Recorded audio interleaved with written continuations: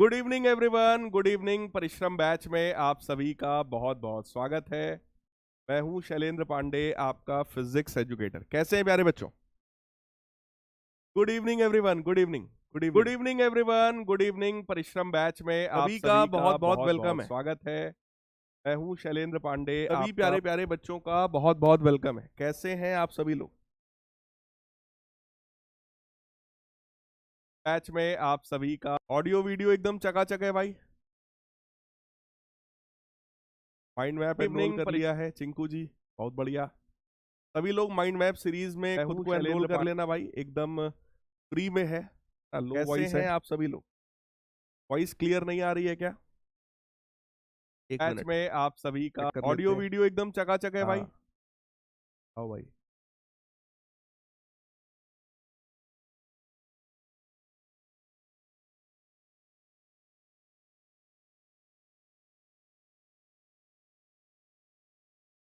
आजकल अब बेटा बताओ, अब वॉइस क्लियर एकदम सही है? अब सही आ रही होगी। अभी आवाज क्लियर आ रही है?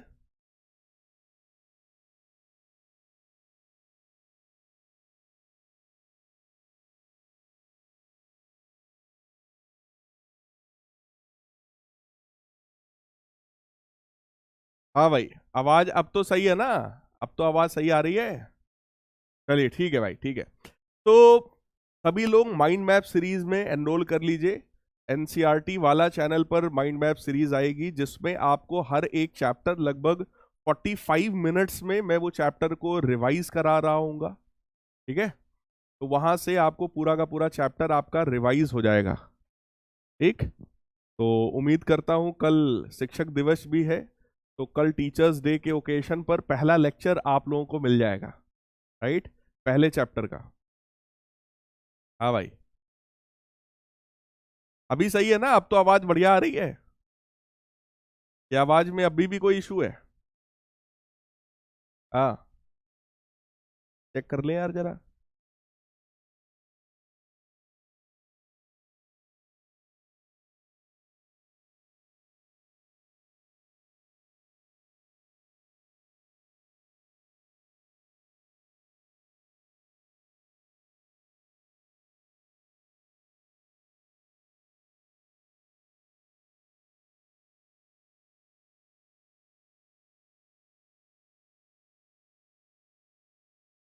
ठीक है बेटा, तो आज के इस सेशन में हम लोग क्या करने वाले हैं, ऑल्टरनेटिंग करंट को थोड़ा सा और आगे बढ़ाने वाले हैं। ठीक है, ऑल्टरनेटिंग करंट में 2 लेक्चर्स हम लोगों ने कर लिए थे। लास्ट लेक्चर में हम लोगों ने फेजर के बारे में पढ़ा था, फेजर डायग्राम के बारे में पढ़ा था।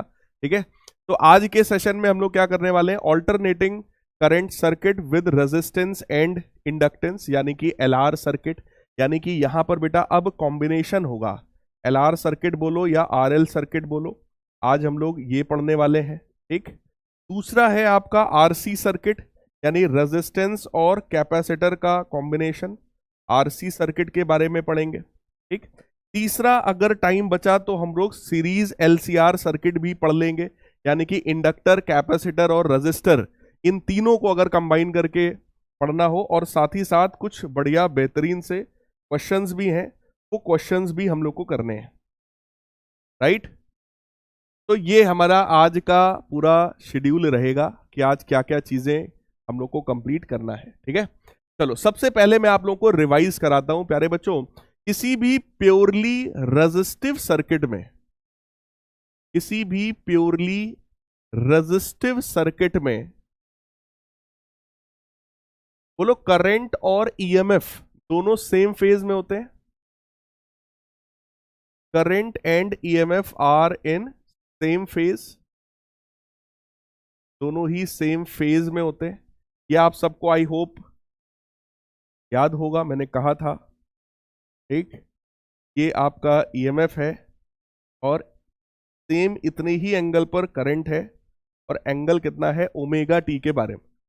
ठीक, ओमेगा टी, यस। हाँ, सेकंड है आपका purely inductive circuit. Inductive circuit में बेटा कौन आगे होता है, जरा बताइए कमेंट करके। प्योरली इंडक्टिव सर्किट में कौन आगे होता है, फटाफट बता दो भाई एक बार जरा। तो इंडक्टिव सर्किट में कौन आगे होता है? प्योरली इंडक्टिव सर्किट में EMF is 90 degree ahead of current. ठीक, यहां पर जो ईएमएफ है वो करंट से 90 डिग्री आगे होता है। तो इधर कहीं पर अगर मैं इधर कहीं अगर हम लोग ईएमएफ को शो करेंगे, ईएमएफ ओमेगा टी एंगल पर है, करंट इससे 90 डिग्री पीछे होगा। This angle is π/2, right? हाँ, ईएमएफ, यस। दूसरा, इनफैक्ट तीसरा सर्किट हमारा था प्योरली कैपेसिटिव सर्किट। किसी भी प्योरली कैपेसिटिव सर्किट में कौन आगे होता है बेटा? प्योरली कैपेसिटिव सर्किट में कौन आगे होता है भाई, फटाफट बता दीजिए जरा। तो in this circuit current is 90 degree ahead of EMF. इसमें करंट आगे होता है ईएमएफ से। अगर यहां पर मैं ईएमएफ को शो कर रहा हूं, making an angle omega T, से 90 डिग्री आगे करंट होगा। और ये है हमारा फेजर डायग्राम। कितने लोगों को ये फेजर बेटा समझ में आ गया? कितने लोगों को फेजर एकदम क्लियर समझ में आ गया है? जल्दी से जरा वोट करके बता दीजिए मुझे, सब लोग बताओ भाई, फेजर कितने लोगों को क्लियर समझ में आ गया? कि प्योरली रेजिस्टिव सर्किट में करंट और ईएमएफ सेम फेज में होता है, तो सेम लाइन पर होगा, सेम एंगल पर होगा। प्योरली इंडक्टिव सर्किट में ईएमएफ आगे होगा, करंट पीछे होगा। और प्योरली कैपेसिटिव सर्किट में बेटा करंट आगे होगा और ईएमएफ हमारा पीछे होगा। फटाफट जल्दी से एक बार हम सब करके बता। हाँ,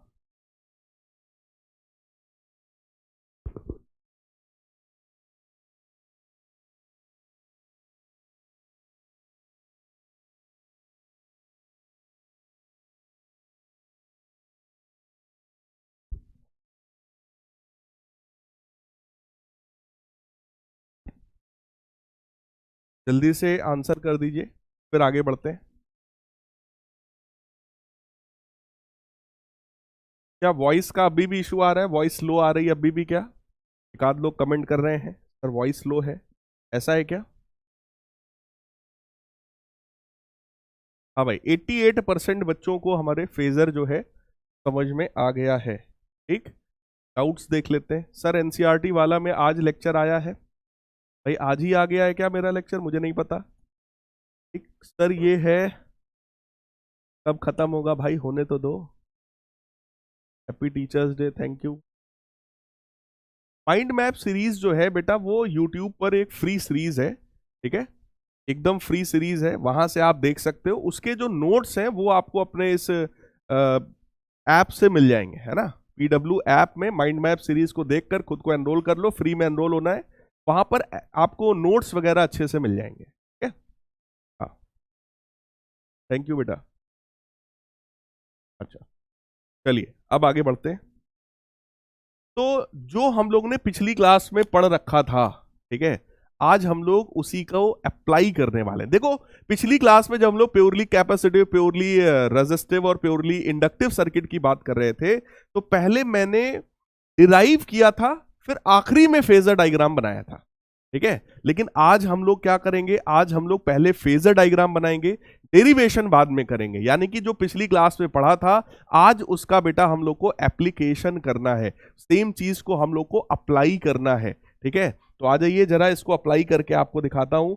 सबसे पहला जो सर्किट हम लोग पढ़ने वाले हैं, दैट सर्किट इज प्योरली, नहीं, that circuit is LR circuit, है ना? रेजिस्टेंस और इंडक्टेंस को कंबाइन करके। तो ये देखो, रेजिस्टेंस है, ये रहा इंडक्टर है, और इसके साथ हम लोग एक आर है, ये एल है। ईएमएफ का सोर्स हमने जोड़ रखा है, और जो ईएमएफ इसको मिल रहा है दैट इज ऑल्टरनेटिंग ईएमएफ। यहां से करंट निकल रहा है। इस तरह के किसी भी सर्किट में एक ही काम होता है, वो ये है, ईएमएफ हमें पता है और करंट हमें निकालना है, राइट। करंट की वैल्यू निकालनी है, करंट आगे है या पीछे है ये सब पता करना है, ठीक है। तो ध्यान से देखिएगा पूरा का पूरा एनालिसिस हम लोग कैसे कर रहे हैं। ये सारा एनालिसिस बेटा हम लोग फेजर के बेसिस पर करेंगे, यानी सबसे पहले हम लोग रजिस्टर के लिए फेजर डायग्राम बनाएंगे। किसी भी रजिस्टर के केस में बोलो ईएमएफ और करंट दोनों सेम फेज में होते हैं बेटा, ईएमएफ और करंट दोनों सेम फेज में होते हैं, राइट। तो इसको मैं एक काम करता हूं, क्योंकि ये ईएमएफ किसका है, रजिस्टर का है, ठीक। करंट भी किसका है, रजिस्टर का है, ठीक। दोनों सेम फेज में है ना। और अगर मैं इंडक्टर की बात करूं तो इंडक्टर के केस में बोलो ईएमएफ आगे होता है, इंडक्टर के केस में ईएमएफ 90 डिग्री करंट से आगे होता है। तो अगर करंट यहां पर है बेटा तो इसका ईएमएफ 90 डिग्री आगे हो जाएगा, यानी कि इंडक्टर का जो ईएमएफ हम लोग बनाएंगे वो कुछ इधर की तरफ बनाएंगे। क्या ये आप सबको समझ में आ रहा है? जल्दी से भाई कमेंट सेक्शन में बता दीजिए अगर ये बात समझ में आई, ये डायग्राम फेजर डायग्राम समझ में आया। सबसे पहले किसका फेजर बनाना है बेटा हम लोग, सबसे पहले हम लोग रजिस्टर का फेजर डायग्राम बनाएंगे। किसी भी रजिस्टर के केस में करंट और ईएमएफ सेम फेज में होता है, यानी कि एक लाइन हमने बनाया, ठीक। यहीं पर ईएमएफ है रजिस्टर का, राइट, और करंट भी है रजिस्टर का, है ना। और अगर बात करें किसी भी इंडक्टर के लिए तो इंडक्टर के लिए ईएमएफ आगे होता है, राइट। तो जो यहां पर था करंट, करंट से 90 डिग्री आगे हम लोगों ने क्या बना दिया है, ईएमएफ, राइट है। कितने लोगों को ये वाला फेजर डायग्राम एकदम क्लियर है?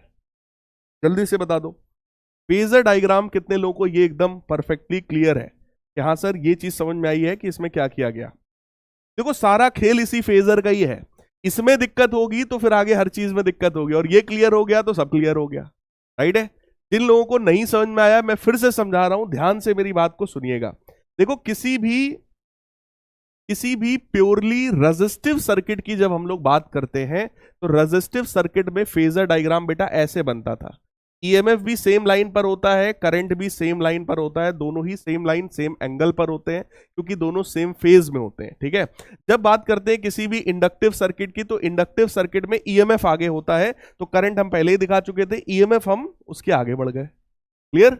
90 डिग्री आगे हम लोगों ने ईएमएफ को दिखा दिया है। अब एक बात और समझना, देखो करंट जो भी यहां से निकल रहा है, बोलो सेम करंट इसमें जा रहा है, वही सेम करंट इसमें जा रहा है। तो प्यारे बच्चों करंट सेम है, यहां पे मैंने ईआर लिखा लेकिन यहां पर आईआर नहीं लिखा। क्यों नहीं लिखा? क्योंकि करंट तो दोनों में ही सेम जा रहा है। ऐसा तो है नहीं इसमें करंट अलग जाएगा इसमें अलग जाएगा, क्योंकि दोनों सीरीज में जुड़े हैं। सीरीज में अगर आप जोड़ते हो तो करंट की वैल्यू क्या होती है भैया, सेम होती है, राइट। तो करंट दोनों केसेस में, दोनों डायग्राम्स में कैसा है, सेम है। तो मैंने यहां पे आई नॉट लिखा क्योंकि ये फेजर डायग्राम है, और फेजर डायग्राम में बोलो हमेशा एम्पलीट्यूड लिखा जाता है, फेजर डायग्राम में हमेशा मैक्सिमम वैल्यू लिखा जाता है। तो यहां मैंने भी मैक्सिमम वैल्यू लिखा है करंट का।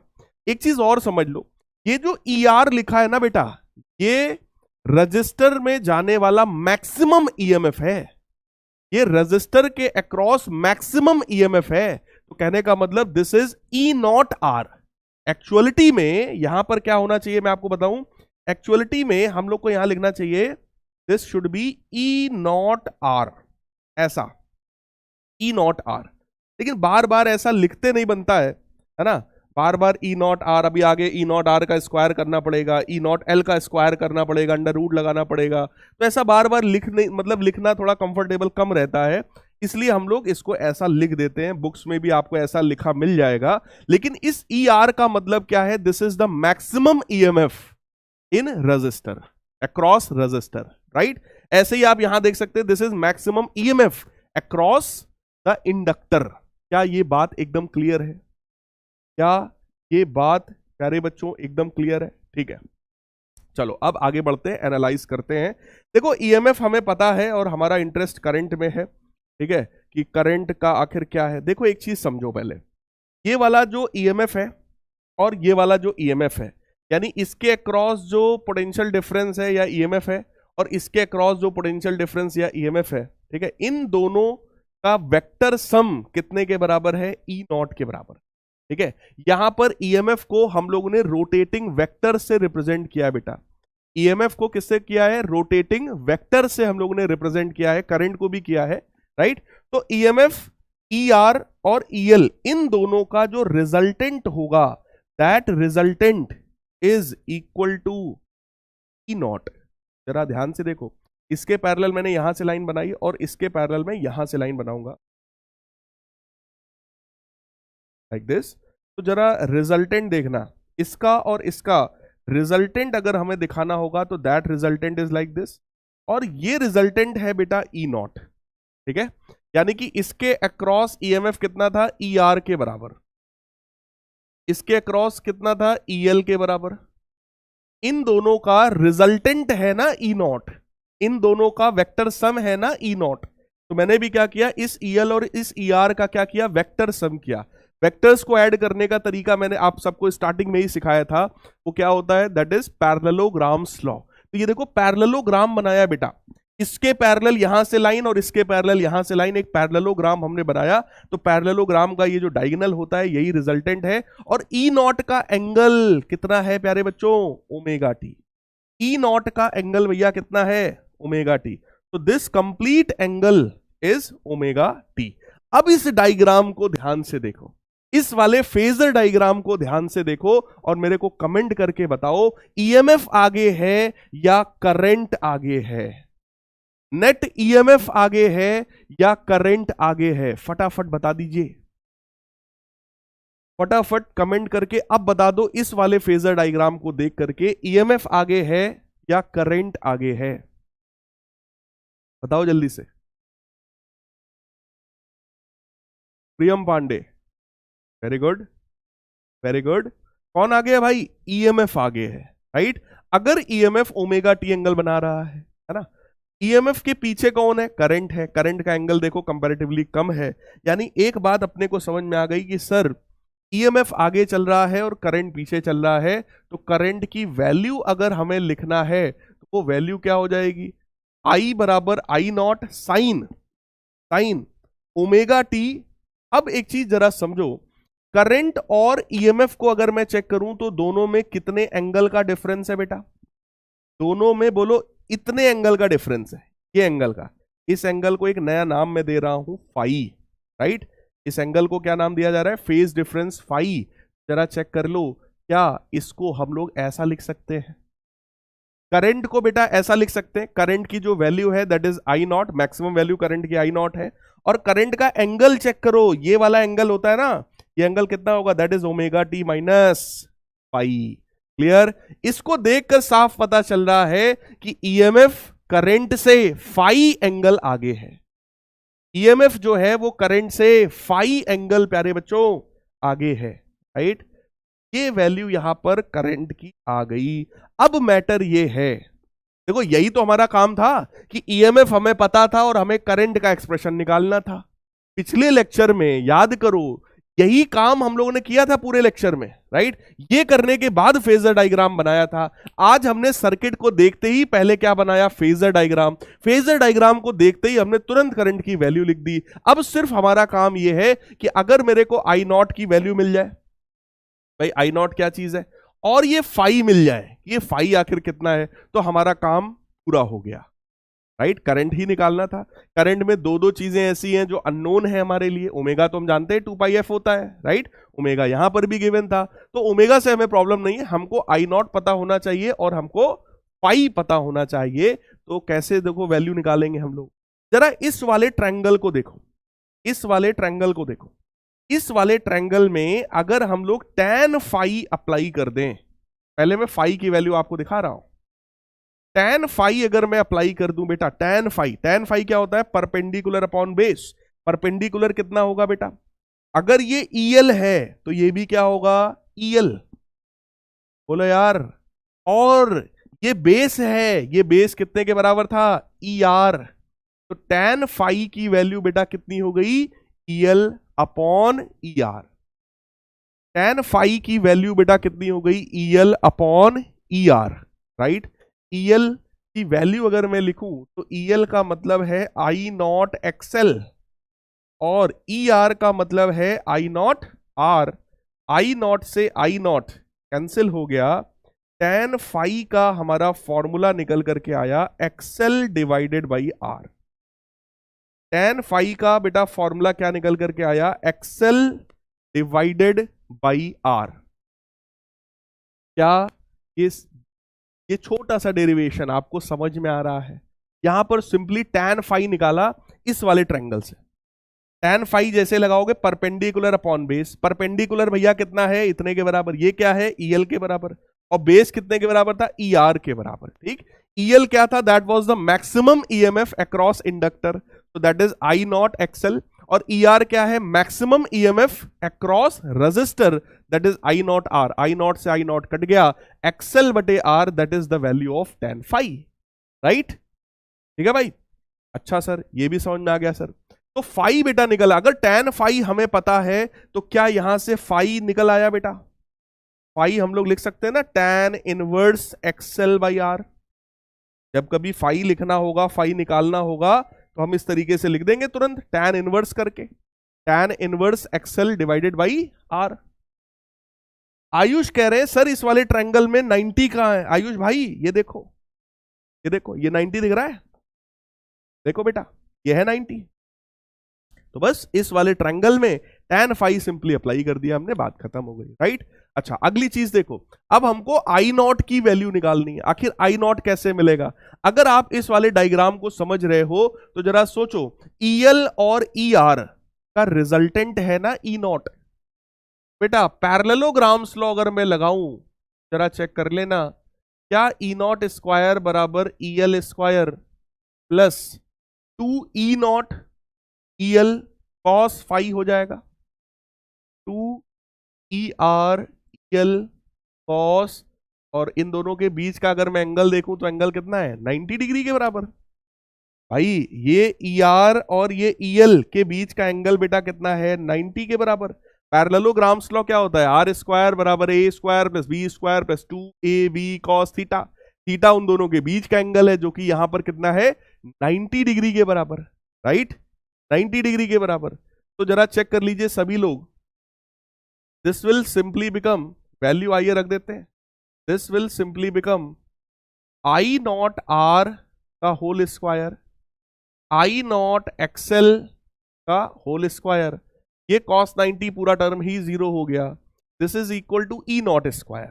राइट, तो E नॉट स्क्वायर जो है, अगर मैं I नॉट स्क्वायर कॉमन कर लूं तो this will become R square plus XL square. यहां से जरा चेक कर लेना, I नॉट स्क्वायर की वैल्यू कितनी आएगी, E nought square divided by R square plus XL square, और यहां से I नॉट की वैल्यू क्या आएगी, अंडर रूट ले लो भाई, तो that will be like this.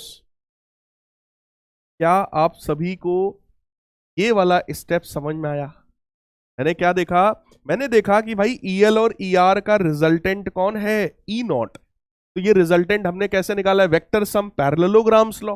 Parallelograms law हमने लगाया फटाफट, R स्क्वायर यानी रिजल्टेंट स्क्वायर, रिजल्टेंट क्या था, E नॉट, है ना। किसका किसका रिजल्टेंट था, EL और ER का। तो E नॉट स्क्वायर बराबर ER square plus EL square plus 2ER EL cos 90, cos 90 zero होता है, ये पूरा का पूरा टर्म जीरो हो गया। ER का मतलब I नॉट R, EL का मतलब I not XL। Right, I not square common किया तो R square plus XL square बचा, यहां से I नॉट स्क्वायर की वैल्यू निकालो तो ये E नॉट स्क्वायर, ये पूरा का पूरा नीचे जाएगा। ठीक, अब यहां पे I नॉट निकालना था तो पूरे का अंडर रूट करना पड़ेगा, E नॉट स्क्वायर का अंडर रूट E नॉट हो गया और नीचे अंडर रूट का साइन लग गया। क्लियर है बेटा? अब इसमें भी एक चीज जरा सोचो, अगर ये करंट का एक्सप्रेशन है, अगर ये करंट का एक्सप्रेशन है, तो I नॉट बराबर E नॉट अपॉन समथिंग है। जरा सोचो, ओम्स लॉ क्या कहता है, ओम्स लॉ कहता है कि करंट बराबर EMF अपॉन रेजिस्टेंस।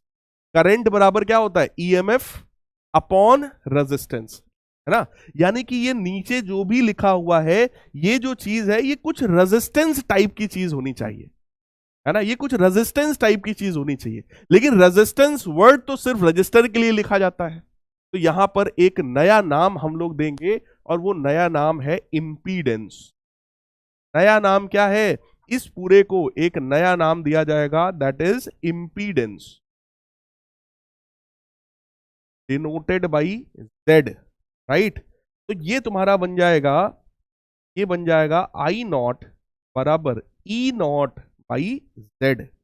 राइट, और z की वैल्यू कितनी है, under root R square plus XL square, जहां पर z क्या कहलाता है, z इंपीडेंस कहलाता है। Impedance is exactly like resistance, ठीक है। इंपीडेंस का यूनिट भी क्या होता है, ओम।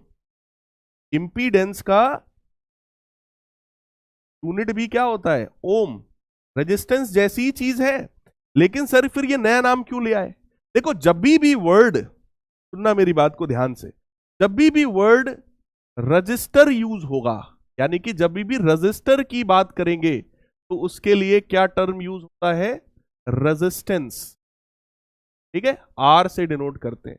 जब भी कैपेसिटर की बात करेंगे, कैपेसिटर का जो रेजिस्टेंस है, तो रेजिस्टेंस न लिख करके हम लोग क्या लिखते हैं, तो हम लोग लिखते हैं कैपेसिटिव रिएक्टेंस। कैपेसिटिव रिएक्टेंस जिसको एक्सी से डिनोट किया जाता है, जो कि 1/ओमेगा c होता है।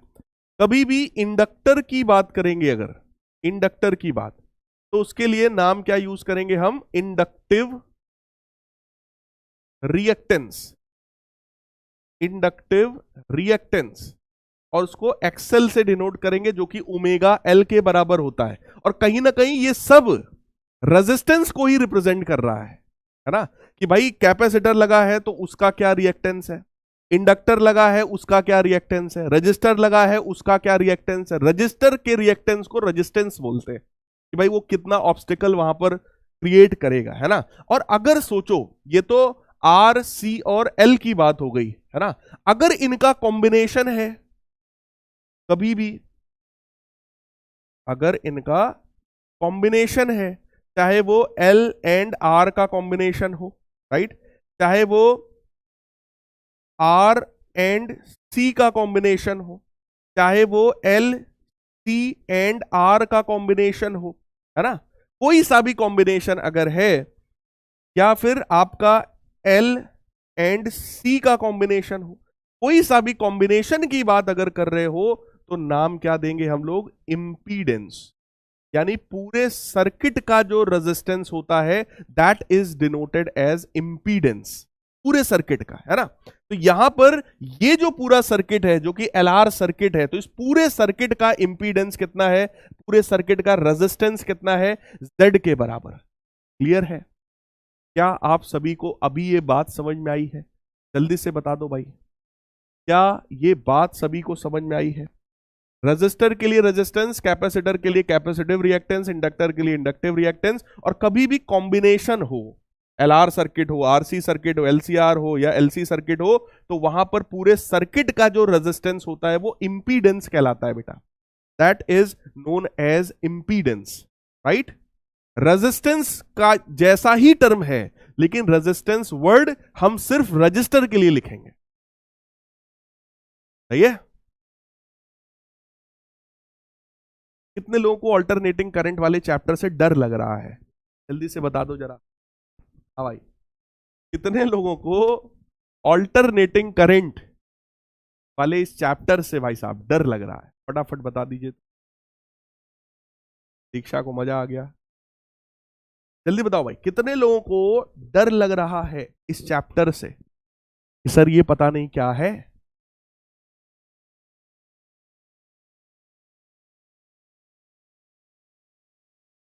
है ना भाई, देखो, डर के आगे जीत है। डरने की कोई जरूरत नहीं है, आपको हर एक चीज सिखा रहे हैं। गारंटी है मेरी, जब तक ये चैप्टर खत्म होगा, अगर आप ध्यान से मेरी बातों को सुनते हो, आप मेरे लेक्चर को शुरू से आखिरी तक अटेंड करते हो, इस चैप्टर के सारे लेक्चर्स अगर आप अटेंड करेंगे, तो ये मेरी गारंटी है बेटा, जब तक ये चैप्टर खत्म होगा, तब तक आप सब खुद ही कमेंट करके बोलेंगे कि सर एकदम बिंदास, मजा आ गया। जैसे बाकी चैप्टर्स बढ़िया है, वैसे ये वाला चैप्टर भी सर एकदम बढ़िया है, राइट। देखो, ये चैप्टर थोड़ा सा नए टाइप का चैप्टर है, मेरे को पता है, लेकिन जिस तरीके से मैं पढ़ा रहा हूं, तरीका बड़ा प्यारा है, यूनिक है ना। इससे आपको कभी भी डाउट नहीं होगा, कभी भी डाउट नहीं होगा, क्वेश्चन कभी भी गलत नहीं होगा। सिर्फ लेकिन आपको रेगुलर रहना पड़ेगा भाई, हाँ, शुरू से आखिरी तक सब कुछ देखना पड़ेगा, सब कुछ समझना पड़ेगा। रिवीजन भी कराएंगे अभी, इसके क्वेश्चंस खूब करने हैं हम लोगों को, राइट। तो देखो, एक मिनट, हाँ ठीक है, तो हम लोग ने ये सब चीज हम लोग समझ चुके हैं। अब एक चीज को और समझना इधर वाले में, ठीक है। करंट की वैल्यू हम लोग ने निकाल लिया I not sine omega t minus phi के बराबर, राइट। सबसे पहला टारगेट था कि भाई फाई क्या है, तो हमने ट्रायंगल में tan फाई लगाया, फटाफट वैल्यू निकाल ली, एक्सएल बाई आर आ गया, tan phi XL by R, right.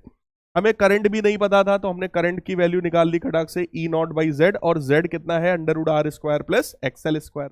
देखो अगर ये हमारा डीसी सर्किट होता, अगर ये डायरेक्ट करंट का सर्किट होता और वहां पे 2 रजिस्टर लगे होते, 2 ओम का और 3 ओम का, और हमसे कहा जाता कि बेटा नेट रेजिस्टेंस बताओ, तो हम तुरंत बोल देते 5 ओम। भाई 2 ओम है, ये 3 ओम है, तो नेट रेजिस्टेंस बेटा कितना आता है 5 ओम। लेकिन यहां पर पूरे सर्किट का नेट रेजिस्टेंस अगर कोई पूछे, तो हालांकि नेट रेजिस्टेंस तो वो वर्ड यूज करेगा नहीं, वो इंपीडेंस यूज करेगा। पूरे सर्किट का अगर इंपीडेंस मैं आपसे पूछूं, तो वो इंपीडेंस कितना होना चाहिए, that is under root R square plus XL square. तो ये बात ध्यान रखिएगा सब लोग, राइट।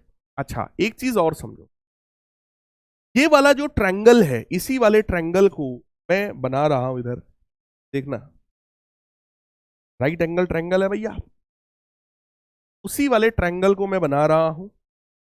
उसका ये वाला एंगल मैंने फाई मान रखा है, मैं भी देखो ये वाला एंगल फाई था। सामने वाली जो साइड है वो ईएल थी, और नीचे वाली साइड जो है वो ईआर थी, है ना।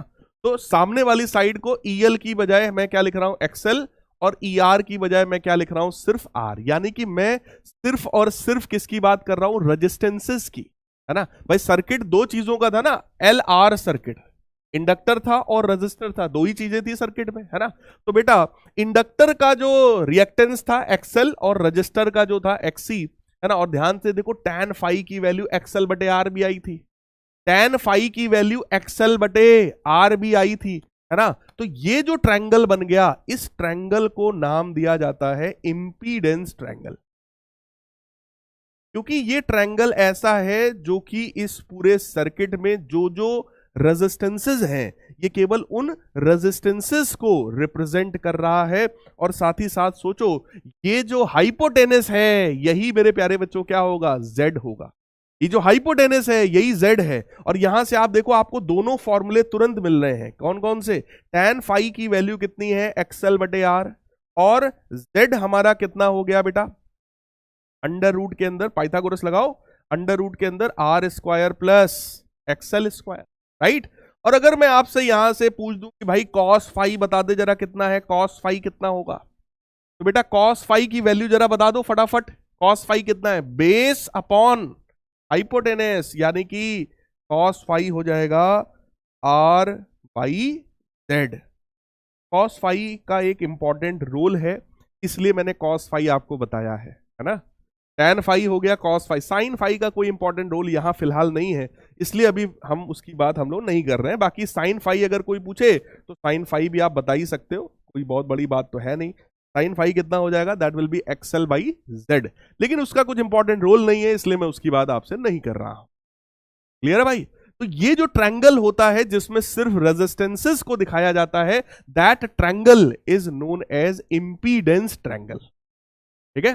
हाँ निशांत कह रहे हैं सर बात समझ में आई है, कुछ सर क्वेश्चंस करवा देते तो मजा आ जाती। तो भाई आ जाओ, तो पहले हम वो सब सोच के आते हैं इस टॉपिक में हमें कहां पे क्या कराना है ना। तो आ जाइए, आपको पहले कुछ धुआंधार क्वेश्चंस करवा देते हैं, फिर आगे टॉपिक्स में बढ़ेंगे। तो आपके सामने एक क्वेश्चन है, कह रहे हैं when an inductor L and resistor R in series are connected across 12 volt 50 hertz supply. ठीक है, हमसे कह रहे हैं कि भैया एक रजिस्टर है, इंडक्टर है, किसी ऑल्टरनेटिंग करंट के सोर्स से जोड़ा गया होगा, 12 वोल्ट 50 हर्ट्ज ये सप्लाई है, current of 0.5 ampere flows in the circuit. एक चीज बेटा बताओ, 0.5 एम्पियर का करंट फ्लो हो रहा है, तो क्या हम ऐसे लिख देंगे 0.5 एम्पियर करंट फ्लो हो रहा है?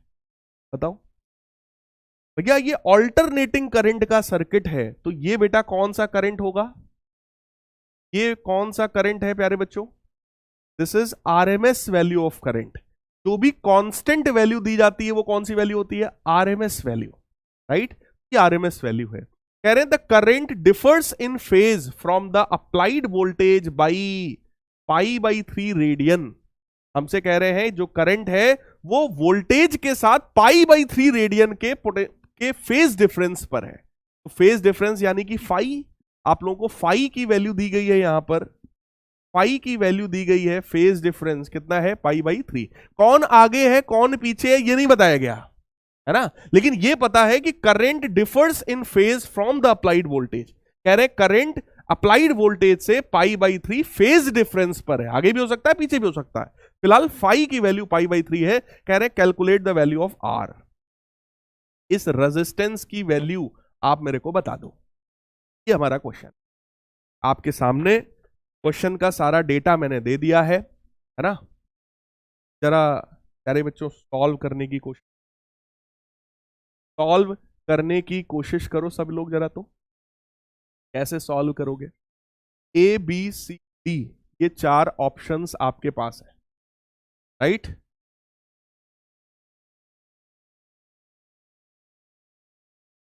नाइन्टी सेकेंड्स का टाइम दे रहा हूं, 90 सेकेंड्स का टाइम दे रहा हूं। सॉल्व करो बेटा। एक रजिस्टर है, इंडक्टर है, आरएमएस वैल्यू करंट की गिवन है। ये जो 12 वोल्ट गिवन है जरा सोचो, ये भी तो आरएमएस वैल्यू ही है। दिस इज ऑल्सो ईआरएमएस, है ना। और फ्रीक्वेंसी गिवन है, लगाओ दिमाग। रेजिस्टेंस की वैल्यू निकालनी है, फेज डिफरेंस भी गिवन है अपने को, और आर निकालना है।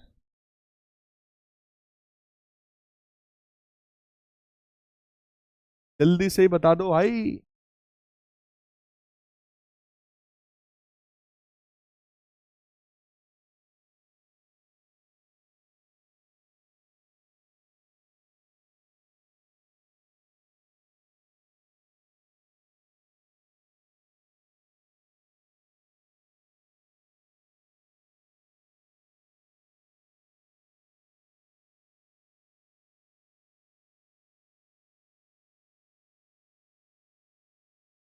फटाफट आंसर करो बेटा। देखो ईएमएफ पता है, करंट पता है, क्या इसका यूज करके हम लोग Z की वैल्यू निकाल सकते हैं बेटा? आई आर एम एस जो रहा होगा, क्या वो E R M S divided by Z रहा होगा? ओम्स लॉ बताओ भाई। अगर मैं करंट की वैल्यू रखूं, करंट हमारा है 0.5 एम्पियर, ईएमएफ कितना है बेटा? 12 वोल्ट के बराबर। Z Z की वैल्यू आ गई 12/0.5। Z की वैल्यू तुम्हारी आ गई 24 ओम के बराबर, है ना। यानी पूरे सर्किट का इंपीडेंस हमको पता है 24 ओम। अब आप लोगों ने सोचा होगा कि फाई पता है हमें, तो जरा tan फाई लगा दें। tan फाई होता है परपेंडिकुलर अपॉन बेस, यानी कि एक्सएल बाई आर, है ना, यही था। tan फाई हमारा एक्सएल बटे आर। अब आपको अगर ओमेगा एल पता होता, एक्सएल की वैल्यू होती है ओमेगा एल बटे आर। यहां से tan फाई की वैल्यू कितनी गिवन थी? Pi by 3। यहां पे आकर के आप अटक गए होंगे, क्योंकि आपको ओमेगा तो पता, देखो tan 60 होता है √3 के बराबर, ये भी आपने कर दिया होगा। ओमेगा होता है 2 पाई एफ, फ्रीक्वेंसी भी आपको पता है 50 हर्ट्ज के बराबर। लेकिन आप फंस गए आकर के एल की वैल्यू पर, कि सर अगर एल की वैल्यू गिवन होती तो आर निकाल लेते। बोलो यार, है ना। तो बेटा tan फाई से काम नहीं चल पा रहा था, तो दूसरा एक मैंने और फॉर्मूला भी तो बताया था तुम्हें, cos फाई का। cos फाई का फॉर्मूला मैंने क्या बोला? R by Z. और cos फाई हमेशा आर बाई जेड होता है ना। तो यहां से जरा सोचो, आर की वैल्यू कितनी आ जाती? Z cos phi. जेड कितना है भैया? 24। और फाई की वैल्यू पाई बाई 3 यानी 60 डिग्री है, cos 60 1/2 होता है। 24 इंटू 1/2 यानी कि रेजिस्टेंस की वैल्यू बेटा कितनी निकल करके आती? 12 ओम। यानी कि करेक्ट आंसर कौन सा हुआ? B part. करेक्ट आंसर कौन सा हुआ? B part. 72% बच्चों ने सही किया। अरे वाह, वेरी गुड। नीरज, जितेश, शिवम, शिखर, साक्षी, वेरी गुड भाई। ये इतने सारे बच्चों ने बिल्कुल सही किया है। क्या आप सभी को समझ में आया इसमें क्या करना है ना? देखो बेटा, tan फाइव में अगर L गिवन होता तो हम इसको लगा देते, तब कोई दिक्कत नहीं थी। सही ये भी है, गलत नहीं है ना? लेकिन अब जब वैल्यू ही नहीं गिवन है तो हम क्या करें, इसमें फंस जाएंगे हम। क्लियर है क्या? तो 12 ओम हमारा आंसर हो गया, राइट।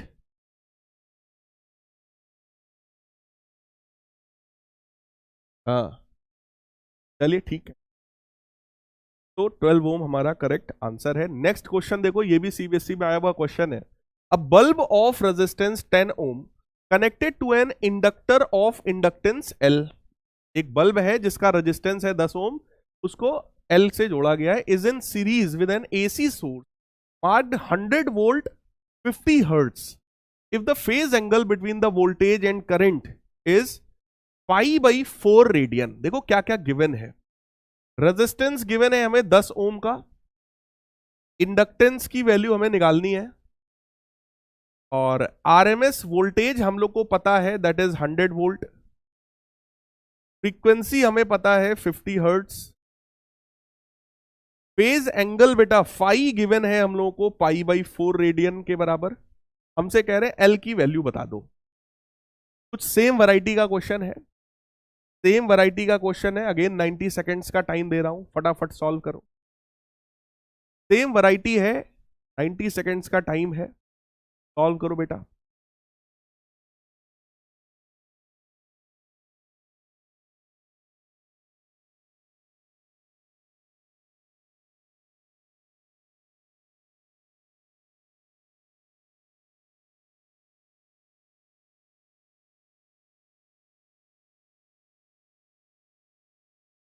भाई चैट में जितने लोग बातचीत में लगे हो, जरा क्वेश्चन सॉल्व कर लो।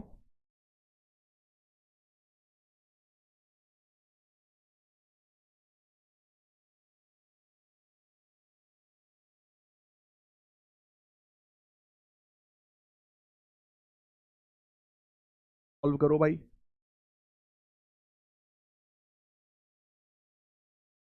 देखो इस बार आर और एल दोनों की बात कर रहा है ना?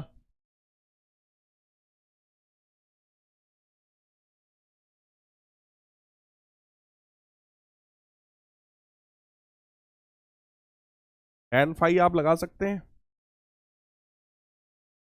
tan phi is equal to XL बटे आर, बन जाएगा tan फाई बाई 4 यानी tan 45।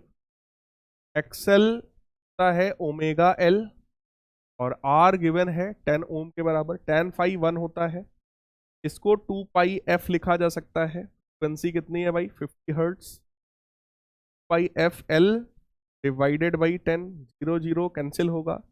एल की वैल्यू आ गई 1/10 पाई, 1/10 पाई। पाई होता है 3.14, बनेगा 31.4, राइट। अब खाली इसको करना है हमें divide,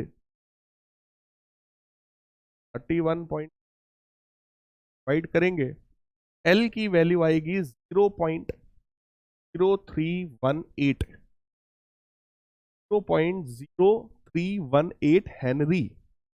this should be the value of L. देखते हैं कौन सी वैल्यू है। Yes, second option. Again B part आपका बिल्कुल सही है बेटा, बी पार्ट आपका बिल्कुल सही है। 36% बच्चों ने सही किया यार, 44% ने सी लगा दिया। ऐसा क्यों भाई? हर्ष राठी, विक्रम, महक, मनीषा, अभिषेक, वेरी गुड, वेरी गुड। समझ में आया कि नहीं आया आप लोगों को? समझ में आया या नहीं आया प्यारे बच्चों? जल्दी से बता दो भाई। फॉर्मूला वही है तुम्हारा, tan फाई एक्सएल बटे आर होता है, बस एक ही फॉर्मूले से काम चल गया। ठीक है,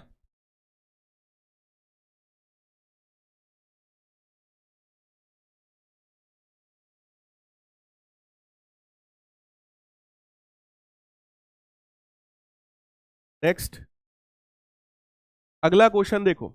a coil when connected across 10 volt DC supply, ध्यान से पढ़ना, एक कॉइल है जब उसको 10 वोल्ट की डीसी सप्लाई से हम लोगों ने कनेक्ट किया, 10 वोल्ट की डीसी सप्लाई से हम लोगों ने कनेक्ट किया, draws a current of 2 ampere. जब डीसी सप्लाई से कनेक्ट किया तो वो 2 एम्पियर का करंट लेता है, ठीक।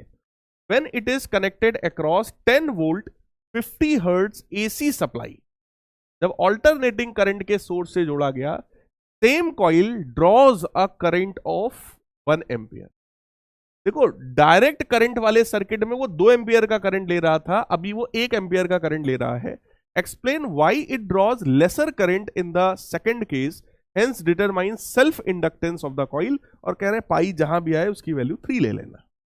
कह रहे हैं एक कॉइल है, ठीक है, वो कॉइल को जब हम डीसी सोर्स के साथ जोड़ते हैं तो वो करंट ले रहा है 2 एम्पियर के बराबर। एक चीज, अगर डीसी सर्किट की मैं बात करूं for direct current circuit, DC circuit में बेटा सिंपल ओम्स लॉ अप्लाई हो जाता है, सिंपली बराबर आईआर होता है। पी की वैल्यू कितनी है, 10 वोल्ट डीसी सप्लाई है, करंट है 2 एम्पियर का, रेजिस्टेंस हमें मिल जाएगा, यानी कि उस कॉइल का रेजिस्टेंस हमें मिल गया, और वो रेजिस्टेंस बेटा कितना है, 5 ओम के बराबर। कॉइल है, उस कॉइल का रेजिस्टेंस हमें मिल गया कितना, 5 ओम के बराबर। कॉइल में 5 ओम का रेजिस्टेंस। अब हमसे कह रहे हैं फॉर एसी सर्किट, जब सेम चीज को हमने, सेम कॉइल को हमने जब ऑल्टरनेटिंग करंट के सर्किट में जोड़ा है, इस बार वो 1 एम्पियर का करंट ले रहा है। एसी सर्किट में जरा ध्यान से सोचना, क्या इसी फॉर्मूले को हम लोग बेटा ऐसे लगाते हैं, ई आर एम एस बराबर I R M S into Z, बोलो, ई आर एम एस बराबर I R M S into Z, ऐसा लगाते हैं हम लोग, ठीक है। आरएमएस वोल्टेज कितना है, 10 वोल्ट, और करंट कितना है, 1 एम्पियर। यहां से जेड की वैल्यू आपकी कितनी निकल करके आ गई, 10 ओम के बराबर, राइट। इसका मतलब ये जो सर्किट है, ये सर्किट हमारा, अगर अब आप ध्यान से देखो, यहां पर क्योंकि इंपीडेंस कम है, सॉरी इंपीडेंस यहां पे जबकि पहले 5 था रेजिस्टेंस, अभी इंपीडेंस क्योंकि ज्यादा है, इंपीडेंस क्योंकि डबल हुआ है, इसलिए करंट क्या हो गया, हाफ। सबसे पहले तो हमसे यही पूछा गया, explain why it draws lesser current in the second case. तो आप कहेंगे बिकॉज इंपीडेंस इंक्रीजेस, है ना। तो हम यहां कारण उसका लिखेंगे, because impedance in AC circuit is more. Impedance की जो वैल्यू है बेटा वो ऑल्टरनेटिंग करंट के सर्किट में ज्यादा है, जबकि पहले वैल्यू 5 ओम थी, अभी उसका 10 ओम हो गया है, इस वजह से करंट 1 एम्पियर हो गया, यानी करंट घट गया। फिलहाल हमसे कह रहे हैं determine the self inductance of the coil. 4 option आपके पास है, हिंट काफी है आपके पास, 90 सेकेंड्स का टाइम है आपके पास। सॉल्व करो बेटा, सॉल्व करो। सेल्फ इंडक्टेंस एल निकालना है, जेड पता है, आर पता है, हो गया यार सिंपल। जेड बराबर क्या होता है, जेड इज इक्वल टू, अगर एल आर सर्किट है, क्या ये under root R square plus XL square होगा। जेड है बेटा 10 ओम, रेजिस्टेंस हमारा था 5 ओम, तो 5 का स्क्वायर हो जाएगा प्लस एक्सएल का square, this is 100 is equal to 25 plus XL square.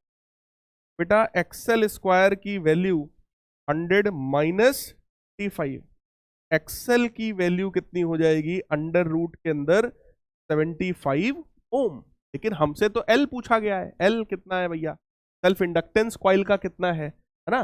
तो एल कैसे मिलेगा, इसको हम लोग क्या लिख सकते हैं, 2 पाई एफ एल बराबर अंडर रूट 75।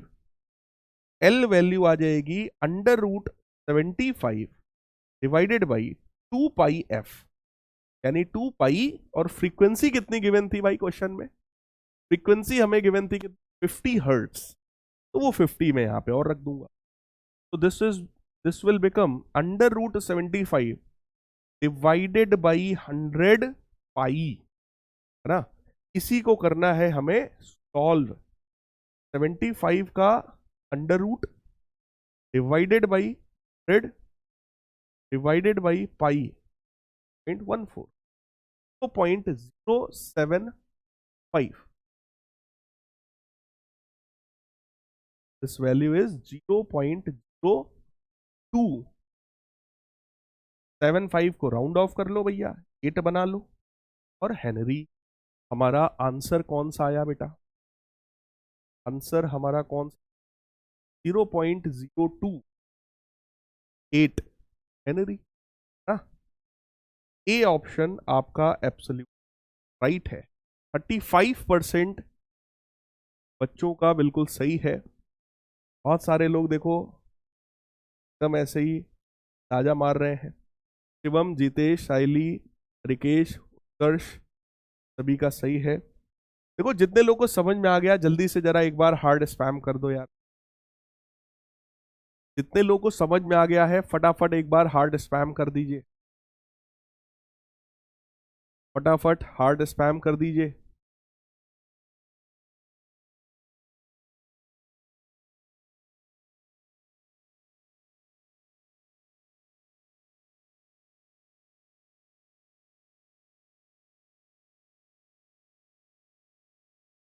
जीरो 0.0288 ये आपका बिल्कुल जवाब है, राइट। समझ आ गया भाई? ठीक है, डाउट वालों का देख लेते हैं, डाउट वाले कौन कौन है। सर इम्पीडेंस क्यों लिखा यहाँ पे? यहाँ कोई कॉम्बिनेशन कहाँ है? Coil means inductor. हाँ, तन्मय ने देखो बड़ा प्यारा क्वेश्चन पूछा। तन्मय ने कहा सर जब क्वेश्चन में साफ साफ बोल रहा है कि एक कॉइल है, तो सर आप यहाँ पे जेड के कैसे यूज कर सकते हो? सर आप ही ने बताया कॉइल के लिए तो एक्सेल यूज किया जाता है। तन्मय भाई, जब आपने उसी कॉइल को देखो, कॉइल होता क्या है तन्मय, एक चीज समझो, कॉइल क्या है? एक मोटा सा वायर लो, उस वायर को ऐसे ऐसे घुमा दो, तो यही कॉइल कहलाता है, राइट। रियल केस में तन्मय भाई जरा सोचो, अगर किसी वायर को ऐसे ऐसे घुमाया गया, मोटा सा वायर है उसको ऐसे ऐसे घुमाया गया है, तो जरा सोचो क्या उसका कुछ भी रेजिस्टेंस नहीं होगा? तो तन्मय भाई क्या उसका कुछ भी रेजिस्टेंस नहीं होगा? कुछ तो होगा ना भाई। और वो रेजिस्टेंस क्वेश्चन में इनडायरेक्टली बोला भी गया, कह रहे हैं कि जब इसको डायरेक्ट करंट से जोड़ा गया तो करंट कितना आया है? 2 एम्पियर का। जरा सोचो, अगर 10 वोल्ट की बैटरी है, 2 एम्पियर का करंट है, इसका मतलब कुछ तो रेजिस्टेंस है। वो रेजिस्टेंस कितना है? 5 ओम के बराबर। यानी कि ये कॉइल ऐसा है जिस कॉइल का अपना रेजिस्टेंस भी है और उसी कॉइल का अपना इंडक्टेंस भी है। यानी सेम कॉइल में आर भी है और सेम कॉइल में एल भी है। क्या अभी आपको समझ में आया भाई साहब? बोलो तन्मय बेटा, अभी समझ में आया? टिंकू कह रहे हैं सर जेड के केस में हमेशा करंट लेस मिलता है क्या? हाँ बिल्कुल, क्योंकि जेड जो होता है वो under root R square plus XL square के बराबर है ना। और जरा सोचो, यहां पर केवल आर था, यहां पे आर स्क्वायर के साथ एक्सएल स्क्वायर भी जोड़ा जा रहा है, या एक्सी स्क्वायर भी जोड़ा जाएगा अभी आगे, राइट। इस वजह से ये जो जेड होता है इसके केस में करंट थोड़ा कम ही होगा। अगर ये एक्सएल 0 हो जाए, अगर ये एक्सएल 0 हो जाए तो जेड बराबर आर हो जाएगा, क्योंकि इस केस में होता है यहां पर, राइट। तो वहां पर करंट आपका सेम आ जाएगा, अदरवाइज करंट कम ही रहेगा। अमन कह रहे हैं सर एल क्या होता है? बेटा लास्ट चैप्टर में जाओ, इलेक्ट्रोमैग्नेटिक इंडक्शन, उस चैप्टर को एक बार अच्छे से देखो। कह रहे हैं सर पुराने चैप्टर करे हुए रिवाइज नहीं हो पाते, क्या करें सर? भाई देखो, जो पढ़ने वाले बच्चे हैं वो तो सब रिवाइज कर रहे हैं, ठीक है। बाकी यार जो नहीं उतना मन से पढ़ते हैं उनका तो वैसे भी कुछ नहीं। एक चीज आप समझो, आपके स्कूल में जो टेस्ट कराए जा रहे हैं, पीडब्ल्यू में, यहां भी हम लोग हर 15 दिन में आपका एक टेस्ट लेते हैं, राइट। वो टेस्ट क्यों लिया जाता है? ताकि आप प्रीवियस चैप्टर्स को एक बार रिवाइज कर सके। किसी भी टेस्ट को, अपने स्कूल के किसी भी पेपर को हल्के में लेकर कभी भी नहीं जाना चाहिए। वो आपको एक अपॉर्चुनिटी देता है रिवाइज करने की, तो आप रिवाइज करिए और फिर टेस्ट दीजिए, पेपर दीजिए, अपने आप सब रिवाइज होता रहेगा आपका। और अगर आप टेस्ट को हल्के में लेके दे रहे हो कि अरे छोड़ो यार क्या करना है, लाओ लगा दो टिक, ऑब्जेक्टिव ही तो है, तो बेटा फिर गड़बड़ है मामला। जो ईमानदारी से करता है वो सब रिवाइज कर रहा है बेटा। बहुत सारे बच्चे मेरे को इंस्टाग्राम पे पर्सनली मैसेज करते हैं, सर सब बहुत सही चल रहा है, बार बार आप लोगों ने देखा भी होगा मैं पोस्ट भी कर देता हूँ, ठीक है, जब जब समय मिलता है मैं लगा दिया करता हूँ जो जो बच्चे मैसेज करते हैं। तो कहने का मतलब क्या है, बहुत सारे हजारों की संख्या में बच्चे हैं जो पर्सनली पूरा पहले तो सॉल्व भी कर रहे हैं और वो जब उनको मन होता है तो अपना बताते भी हैं। कहने का मतलब ये है कि आप अगर करोगे प्रैक्टिस रेगुलर बेसिस पे, ईमानदारी से रिवीजन करते रहोगे तो काम सही रहेगा। Sir what is phasor diagram and use of it? कुछ बेटा, फेजर डायग्राम एक तरीका है ईएमएफ और करंट दोनों को एक साथ रिप्रेजेंट करने का। फेजर डायग्राम के थ्रू ये पता चलता है कि भाई ईएमएफ आगे है या करंट आगे है, दोनों में फेज डिफरेंस क्या है, ठीक है, ये फेजर डायग्राम है। और पिछली क्लास में फेजर डायग्राम ही पढ़ाया, अगर नहीं देखा था तो देखो। सर आई को आईआरएमएस क्यों लिखा, तन्मय कह रहे हैं भैया वो आईआरएमएस ही है। अगर क्वेश्चन में बोल रहा है 10 वोल्ट 50 हर्ट्ज, तो ये तो अल्टरनेटिंग वोल्टेज है ना, ये वोल्टेज कांस्टेंट कैसे हो सकता है, ये तो लगातार चेंज होता है। और अगर वैल्यू कांस्टेंट गिवन है इसका मतलब ये कौन सी है, ये आरएमएस वैल्यू। क्वेश्चन में इस तरह का जो भी डेटा दिया जाता है वो आरएमएस होता है, ये बात ध्यान रखना। सर इंडक्टर एक्सएल होगा और एल से, पता नहीं क्या लिखा है यार, तुम लोग क्या लिखते हो।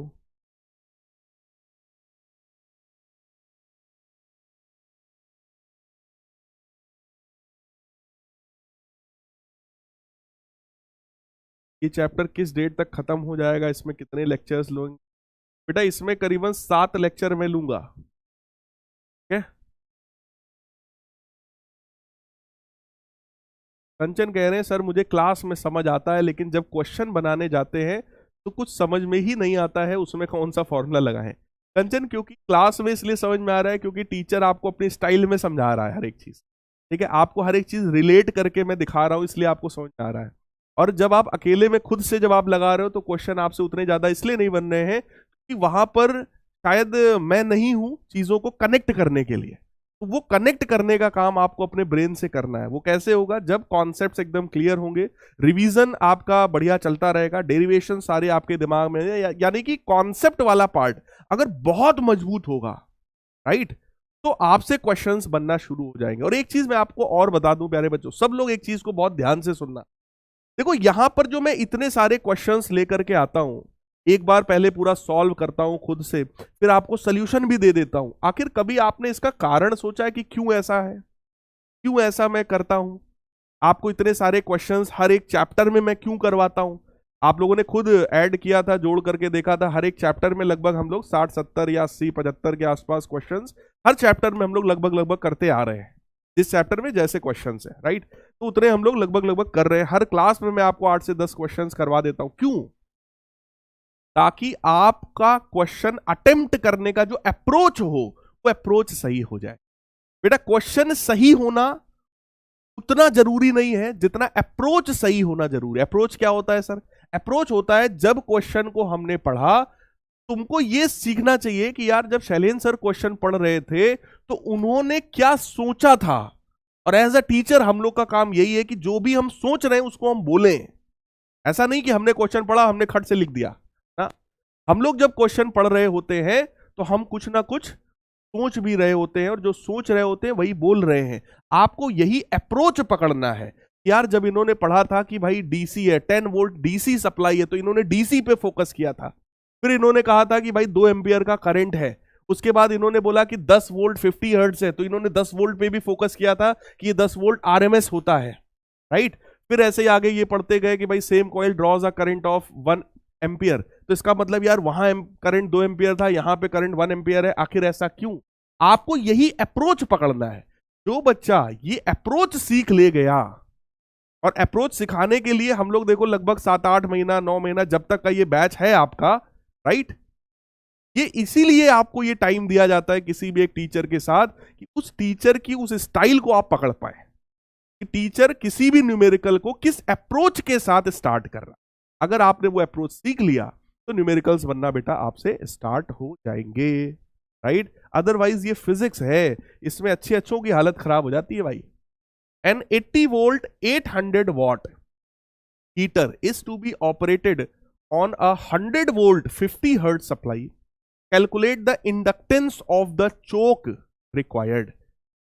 किसी भी हीटर में जो चोक यूज होता है, कह रहे हैं उसका इंडक्टेंस बता दो, यानी कि एल वैल्यू हमें बतानी है, राइट। एल वैल्यू हमें बताना है।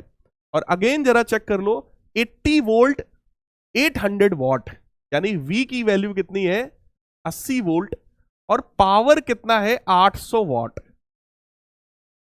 ये हीटर का आपको रेटिंग गिवन है। कोई भी जो इंस्ट्रूमेंट जब हम लोग खरीद के लाते हैं तो उसका कुछ ना कुछ पावर रेटिंग होता है ना। तो यहां पर वो पावर रेटिंग गिवन है कि भाई 800 वॉट उसका पावर है और 80 वोल्ट उसका जो है पोटेंशियल डिफरेंस है, इतना उसको रिक्वायर्ड है, ठीक है।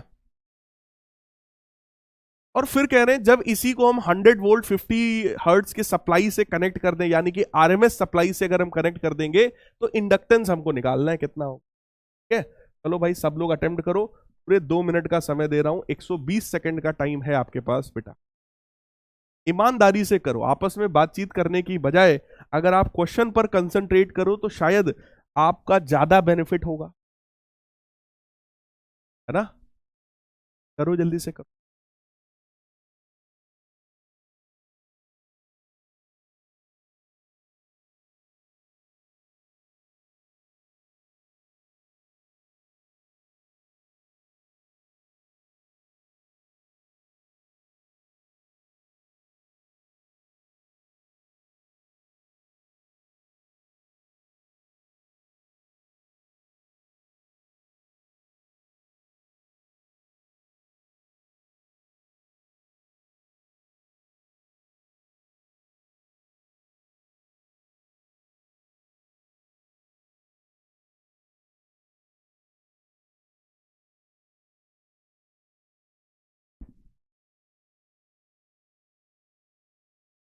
देखो एक फॉर्मूला आप सबको पता है, P बराबर वी आई, मैं हिंट दे रहा हूं थोड़ा थोड़ा सा। बराबर वी आई आप सबको पता होगा, right. 800 watt is equal to 80 in I.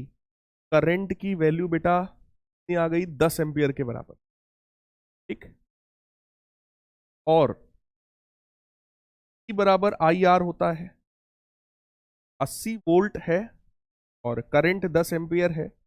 Resistance आप निकाल सकते हो 8 ओम के बराबर, यहां से आपको 8 ओम मिल गया, ठीक। या फिर आप P बराबर वी स्क्वायर अपॉन आर भी डायरेक्टली यूज कर सकते थे, तो दो दो बार लगाने की बजाय सीधे सीधे आर निकल करके आता आपका। और हमें क्वेश्चन में इसके अलावा क्या गिवन है, तो हमें आरएमएस वोल्टेज गिवन है, आरएमएस बोलो वी आरएमएस बोलो एक ही बात है, 100 वोल्ट। फ्रीक्वेंसी बेटा हमें गिवन है 50 हर्ट्ज, राइट। अब हमें एल निकालना है, निकालो सब लोग।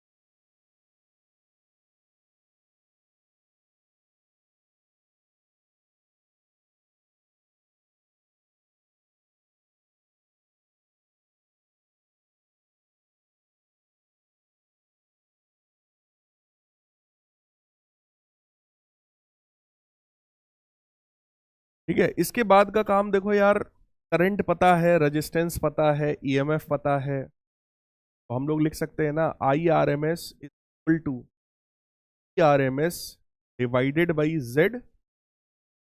आई आर एम एस आपका 10 एम्पियर है, आर एम एस आपका 100 वोल्ट।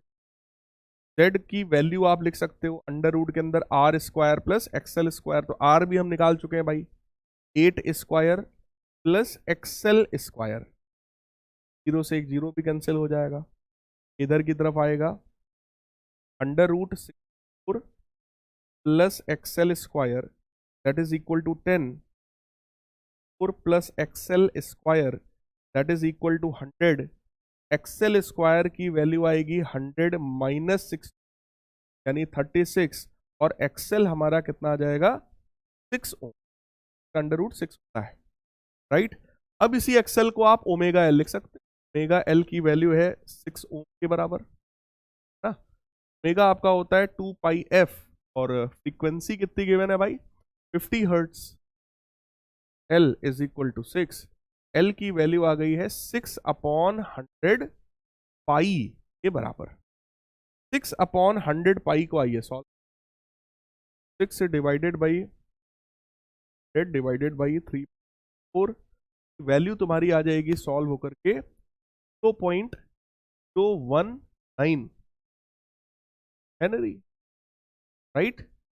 2.019 वाला ऑप्शन आपका कौन सा है, फर्स्ट वाला ऑप्शन। करेक्ट ऑप्शन कौन सा हुआ बेटा, फर्स्ट, है ना। 23% बच्चों ने बिल्कुल सही किया है। आदित्य, शैली, हमजा हैं, परम और ठीक है, इतने सारे बच्चों ने बहुत फास्ट सॉल्व किया है, वेरी गुड। देख लीजिए 0.019 यानी ए ऑप्शन आपका बिल्कुल सही है। ठीक है भाई, कितने लोगों को अब एलआर सर्किट समझ में आ गया भाई? जल्दी से जरा आग लगा दो एक बार कमेंट सेक्शन में, आग लगा दो। अगर एलआर सर्किट अब समझ में आ गया भाई इतने सारे क्वेश्चंस करने के बाद, तो आग लगा दीजिए कमेंट सेक्शन में एक बार। अब सेम तरह का एनालिसिस हम लोग फिर से करने चल रहे हैं आरसी सर्किट के लिए। ये रजिस्टर है, ये कैपेसिटर है, एक ऑल्टरनेटिंग करंट का सोर्स लगा हुआ है। We are going to analyse RC circuit. बिल्कुल सेम कॉन्सेप्ट है भाई। ईएमएफ अपने को गिवन है, करंट हमें निकालना है। ठीक, ईएमएफ पता है, करंट हमें निकालना है। अगर करंट मिल जाए तो काम चल जाएगा, है ना। यहां पर सारा एनालिसिस हम लोग करते हैं फेजर के थ्रू। तो आइए पहले हम लोग बनाते हैं फेजर डायग्राम। ठीक, अब किसी भी रजिस्टर के केस में, किसी भी रजिस्टर के केस में बेटा,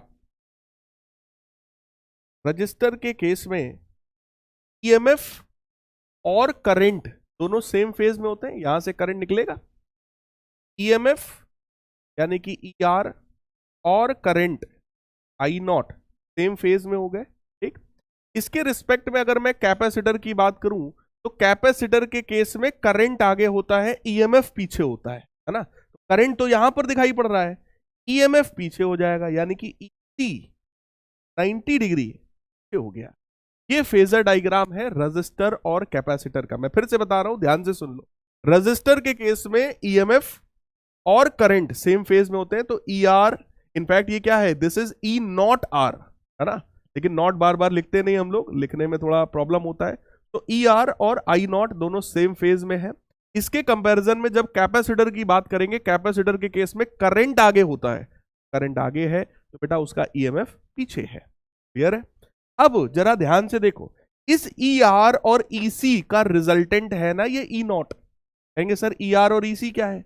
E R is the maximum EMF across resistance and EC is maximum EMF across this capacitor, right. तो अगर मैं आपसे कहूं कि यार इस ई आर और ईसी का वेक्टर सम होना है ई नॉट के बराबर, तो आपको भी वेक्टर करना पड़ेगा, यानी इसके पैरेलल यहां से बनाएंगे और इसके पैरेलल यहां से बनाएंगे, लाइक दिस। बेटा रिजल्टेंट जो होगा, सब लोग ध्यान से देखना, यही होगा रिजल्टेंट।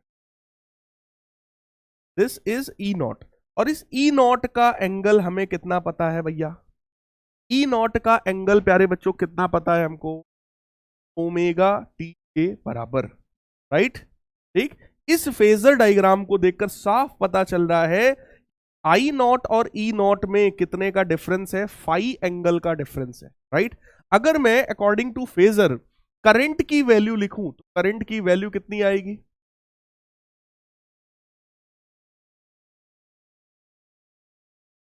सॉरी, करंट की वैल्यू कितनी आएगी? That is I not sine omega T plus phi. इस बार जरा चेक, करंट आगे है,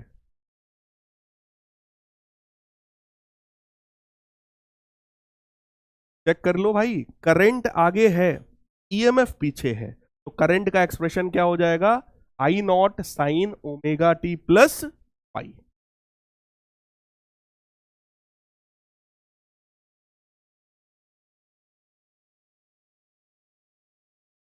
ठीक है भाई। फिर से वही चीज आ गई सर, दो दो चीजें अननोन है, आई नॉट और फाई। तो बेटा बिल्कुल सेम पैटर्न पे ये वाला जो ट्रायंगल है, इस वाले ट्रायंगल में आइए tan फाई लगाते हैं। tan फाई क्या होता है? Perpendicular upon base. परपेंडिकुलर ये है, बेस ये है, ये आपका इसके बराबर है यानी कि ई, और ये ई आर है। तो that will be simply E C divided by E R. E C अगर आप ध्यान से समझ रहे हैं तो that is I naught X C, और ई आर क्या है? I naught R. दोनों कैंसिल हो जाएगा। tan फाई आपका जो है वो X C divided by R हो जाएगा। This is the value of tan फाई। यहां से फाई हमें मिल जाएगा tan inverse x C divided by R. X C होता है 1/ओमेगा सी। जहां जरूरत होगी एक्स सी की वैल्यू हम रख लेंगे, राइट। इसके अलावा एक चीज और देखो, ई नॉट जो है वो रिजल्टेंट था, so that is what? E R square plus E C square plus 2 times E R cos 90 degree. Cos 90 zero होता है भैया, that will be equal to E R की वैल्यू आइए रख देते हैं। ई आर हमारा कितना है? That is I naught R का whole square plus I naught X C का होल स्क्वायर। बिल्कुल सेम पैटर्न पे चल रहा है। आगे वाला ये टर्म जीरो हो जाएगा। यहां से ई नॉट स्क्वायर बराबर आई नॉट स्क्वायर बेटा कॉमन कर लो, R square plus X C square. यहां से आई नॉट वैल्यू अगर आप ध्यान से समझ रहे हैं तो that will be E nought divided by under root R square plus X C square. बिल्कुल सेम मैनर में। वहां पे क्या था? R square plus XL square था, अभी क्या है? R square plus XC square हो गया है। और इसी डिनोमिनेटर को क्या नाम दिया जाता है? Impedance of the circuit. पूरे सर्किट का जो इंपीडेंस है Z, that will be equal to under root के अंदर R square plus XC square. 100% same type का रिजल्ट बेटा निकल करके आया। तो आई नॉट क्या है? That is E nought divided by Z, right. यहां पर भी अगर मेरे को वही इंपीडेंस वाला ट्रायंगल बनाना है तो फिर से हम लोग बनाएंगे इंपीडेंस ट्रायंगल। ये वाला एंगल बोलो फाई है, this is X C, this is R, and this is the resultant Z, right. जरा चेक कर लो, tan फाई की वैल्यू बेटा, tan फाई की वैल्यू कितनी है? एक्स सी बटे आर, है ना। और z कितना है? Under root R square plus XC square. यहां से भी चेक कर लो, पाइथागोरस से भी सेम ही आएगा। तो ये हो गया हमारा इंपीडेंस ट्रायंगल। क्या आप सभी को समझ में आ गई बात? This is your RC circuit, this is your RC circuit. प्यारे बच्चों क्वेश्चन पर आ जाओ, क्वेश्चन पर आ जाओ। क्वेश्चन क्या है?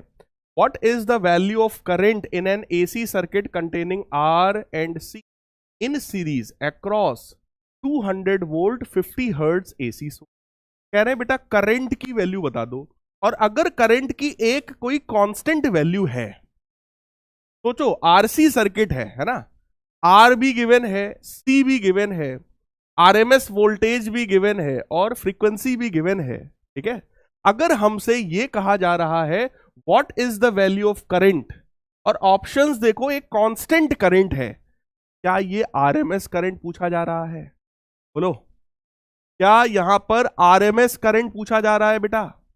फटाफट बता दो, आरएमएस करंट पूछ रहे हैं ना, तभी तो कांस्टेंट करंट आएगा, नहीं तो कैसे आएगा? क्या भाई? अब इस तरह के सर्किट में बोलो जेड की वैल्यू हमें पता है, that is R square plus XC square, right. R हमारा कितना होगा यार? 100 में गिवन है। एक्सी क्या होता है? 1/ओमेगा सी। ओमेगा क्या होता है? 2πf। फ्रीक्वेंसी कितनी है? 50 हर्ट्स, है ना। जरा चेक कर लेना, 1/ओमेगा सी कितना है? 50 माइक्रोफैरेड। टी माइक्रो यानी 10⁻⁻⁶, है ना। R square plus XC square यानी इस पूरे का होल स्क्वायर, ये वैल्यू है, जरूर लग जाएगा। This will be under root के अंदर 100 का स्क्वायर प्लस 1 अपॉन, ये बन गया 100 पाई, ठीक है, 100 पाई 50 टू 10 की पावर -6 का स्क्वायर। तो इसको हम लोग क्या लिख सकते हैं बेटा, 1 0 2 0 3 0, तो ओवरऑल इसको 10 की पावर -3 बना देगा का स्क्वायर।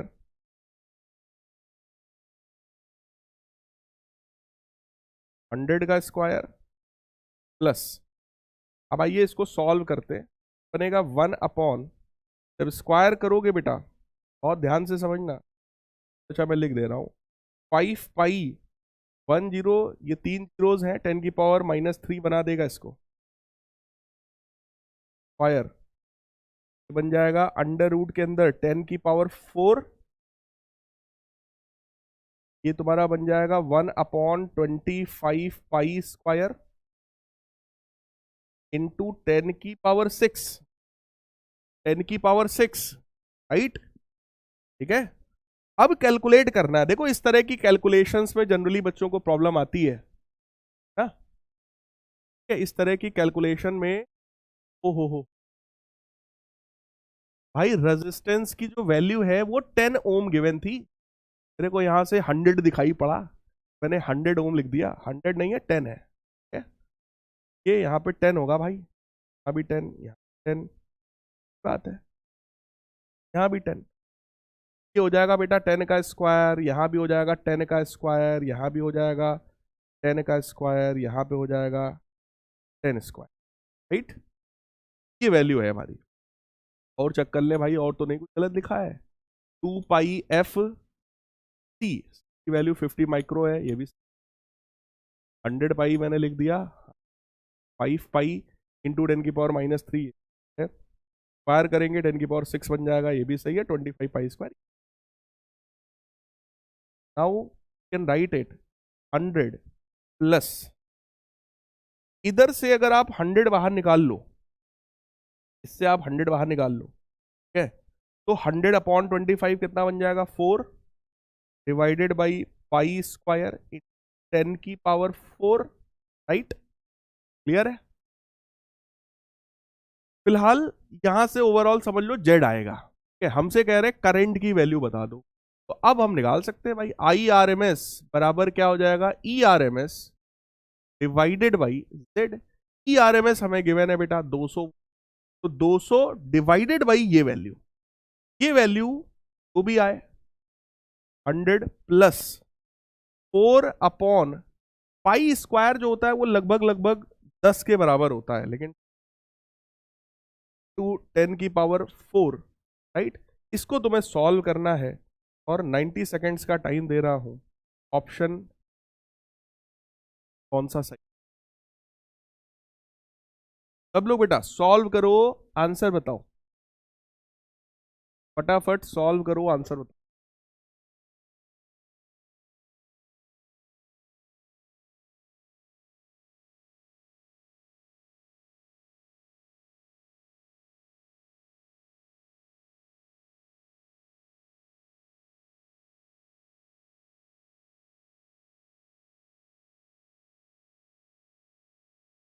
लगभग 10 ही होता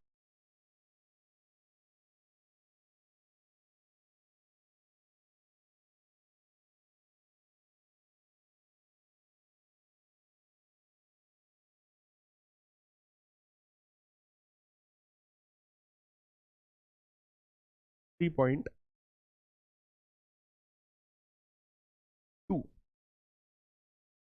कुछ ऐसा आना चाहिए,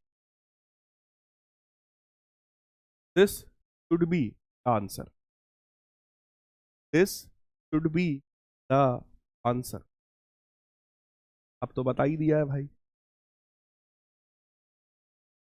कि आपका बिल्कुल सही जवाब है, 36% बच्चों ने सही किया है, बाकी लोगों ने गलती कर दी है। शिवम, जितेश, हर्ष पांडे, हमजा, परम, बोलो ये समझ में आया कि नहीं आया। देखो अगर कैलकुलेशन ना होती तब कर लेते कि ना कर पाते, यार देखो आप लोग 12th क्लास में हो, मैं इतना मान के चलता हूं कि 12th के बच्चे एटलीस्ट कैलकुलेशन कर सकते हैं। अगर वो भले कोई बच्चा 5 मिनट में कर रहा है, कोई हो सकता है 10 मिनट में कर देगा, लेकिन कैलकुलेट कर लेगा। इतना तो मान सकते हैं ना भाई। कॉन्सेप्ट में तो उसमें कुछ खास है नहीं। इस क्वेश्चन में जेड की वैल्यू एकदम सिंपल होती है भाई, सबको पता है फॉर्मूला।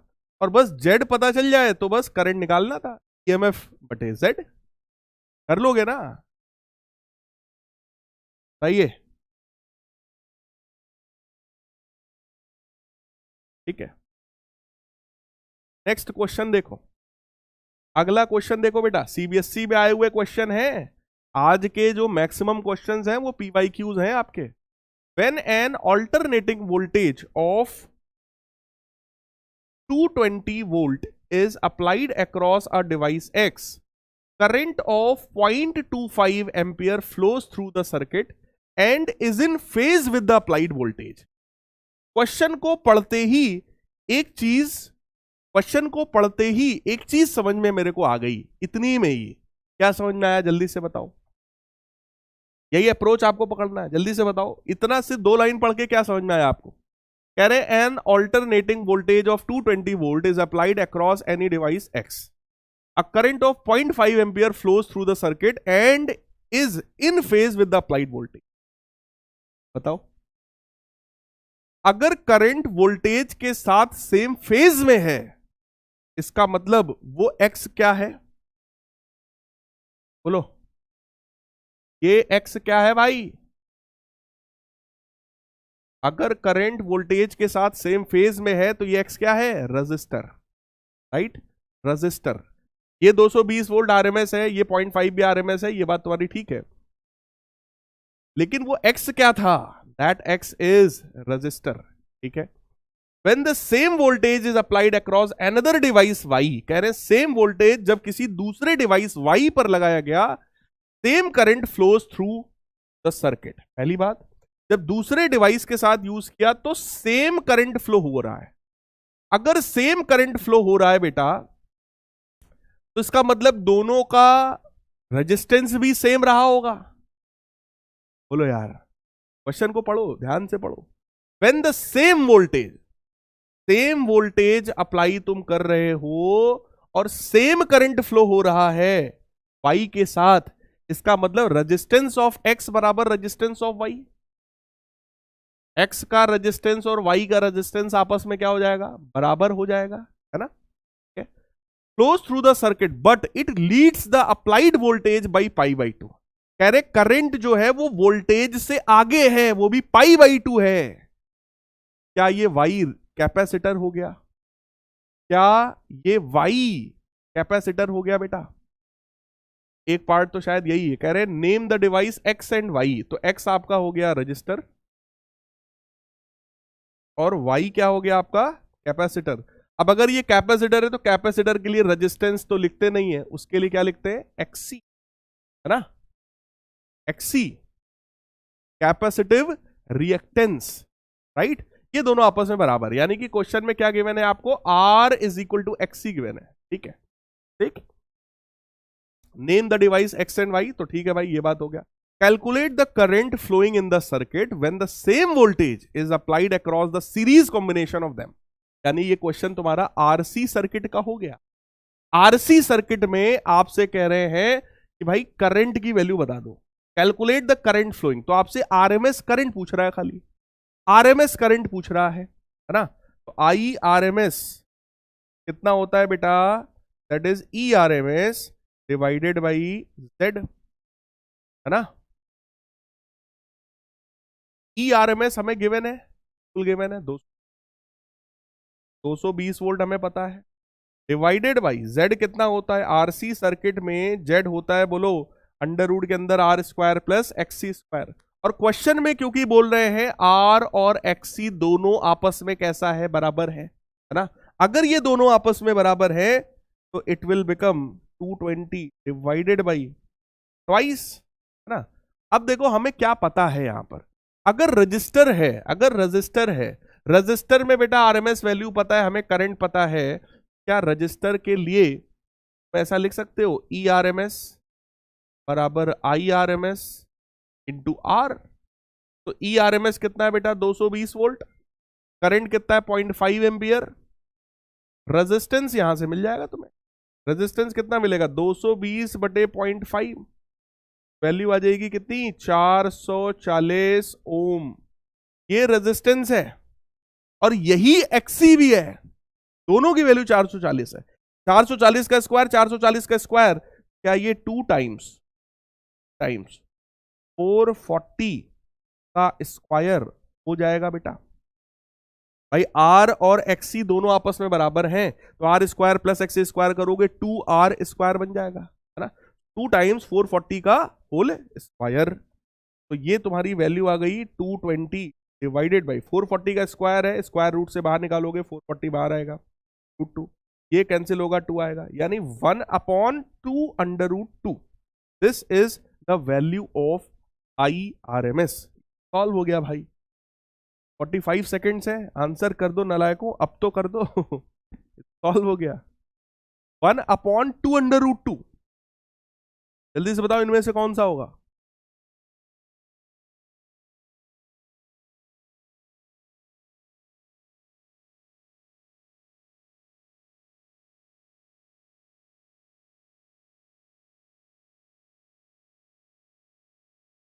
तौसिफ साहब, जरा अपनी रईसी कहीं और दिखाइएगा।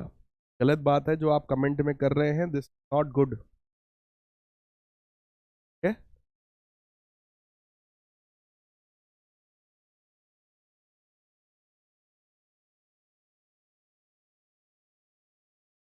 बेटा ऐसा मत करो कि आप लोग का सब्सक्रिप्शन कैंसिल हो, फिर इसी 2,500 के सब्सक्रिप्शन के लिए आप बार बार फिर मैसेज करेंगे और अभी आप रईसी की बात कर रहे हैं।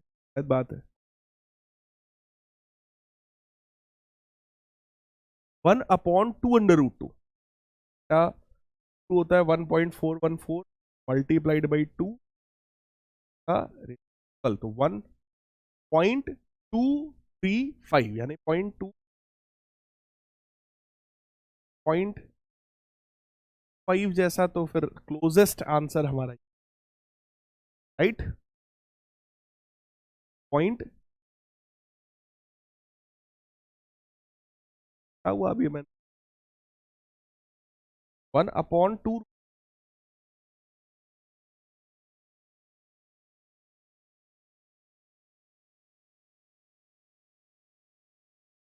0.35 आ रहा है, right.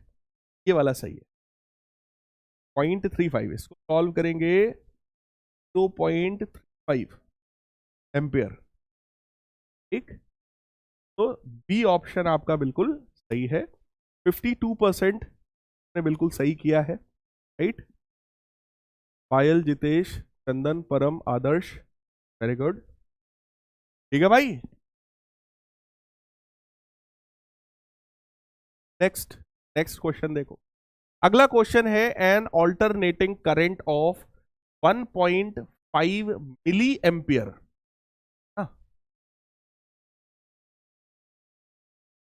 Alternating current of 1.5 milli ampere and, ठीक है, आरएमएस वैल्यू है, and angular frequency omega, omega given है, flows through 10 kilo ohm resistor and 0.5 microfarad capacitor in series, series में है, आरसी सर्किट है।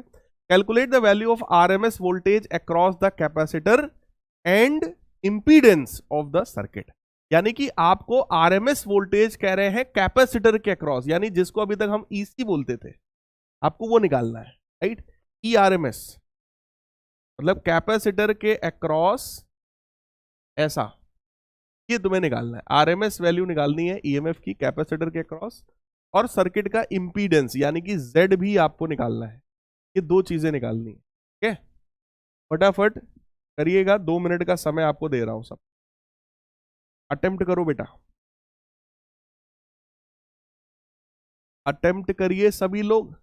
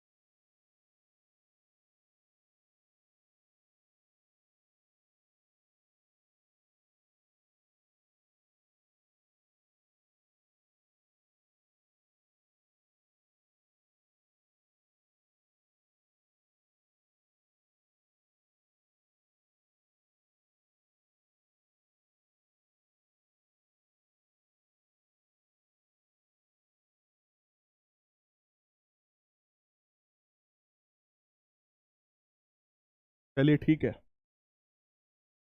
तो ERMS हम लोग को निकालना है। ऑल्टरनेटिंग करंट हमें गिवन था, IRMS पता था, that is 1.5 D ampere. Mega बेटा पता है 100 रेडियन पर सेकेंड। आपको R गिवन है, आपको C गिवन है। RMS वोल्टेज आपको निकालना था कैपेसिटर के अक्रॉस। देखो कैपेसिटर के अक्रॉस अगर RMS वैल्यू चाहिए, RMS है अक्रॉस कैपेसिटर अगर आपको चाहिए, that is equal to IRMS into XC। तो यार अगर कैपेसिटर के अक्रॉस वैल्यू चाहिए तो E बराबर IR है ना, तो रेजिस्टेंस किसका होगा, रिएक्टेंस होगा कैपेसिटर का, दैट इज XC है ना।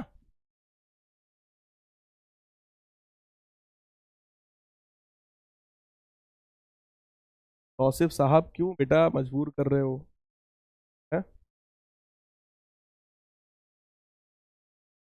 RMS यही हम लोग को निकालना है, ठीक है। करंट की RMS वैल्यू कितनी है, 1.5 मिली एम्पियर, यानी 10 की पावर माइनस।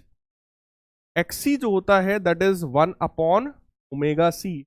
ओमेगा बेटा 100 के बराबर है और C हमें गिवन है दैट इज 0.50 माइक्रो, यानी 10 की पावर माइनस 6 के बराबर, राइट। जरा यार चेक कर लो, देखो ये 2 जीरो, एक कमी पड़ेगी कोई बात नहीं। 1.5, अगर 0.5 और 1.5 को देखें तो ये इसको कैंसिल करेगा, 3 आएगा, राइट। दिस इज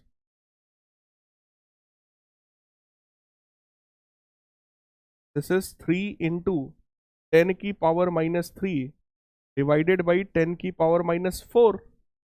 ये ऊपर जाएगा, ये तुम्हारा बन जाएगा 30 वोल्ट के बराबर, ठीक है। 30 वोल्ट के बराबर, यानी बी सही होगा या तो सी सही होगा।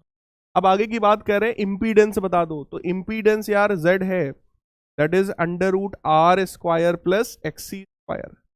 तो अंडर रूट के अंदर R कितना है बेटा, 10 किलो, 10 किलो यानी 10 इंटू 10 की पावर 3, राइट। और XC कितना होता है, 1 अपॉन ओमेगा C। ओमेगा आपका कितना था, 100, और C था 0.5 इंटू 10 की पावर माइनस 6 इतने का होल स्क्वायर, राइट। ये तुम्हारा बनेगा 10 की पावर 4 है, 10 की पावर 8 बन जाएगा, प्लस 1 अपॉन 0.25, 0.5 का स्क्वायर बेटा, 100 इंटू 10 की पावर माइनस 6 है तो 10 की पावर माइनस 4 बनेगा, स्क्वायर करोगे 10 की पावर 8 पर आएगा। 10 की पावर 8 कॉमन लेके बाहर निकालेंगे, 10 की पावर 4 बाहर आएगा, 1 प्लस 1 अपॉन 0.25, तो 0.25 1/4 होता है, 4 ऊपर जाएगा, 4 प्लस 1 5 हो जाएगा, तो ये अंडर रूट 5 इंटू 10 की पावर 4 ओम हो जाएगा। अंडर रूट 5 तुम्हारा 2 पॉइंट समथिंग होगा। करेक्ट आंसर कौन सा हुआ इसका, बी पार्ट। करेक्ट आंसर कौन सा हुआ, बी पार्ट। 40% बच्चों का बिल्कुल सही है ना। हाँ, आदित्य, आतिफ, रोहित और शिवम, वेरी गुड। समझ आ रहा है भाई,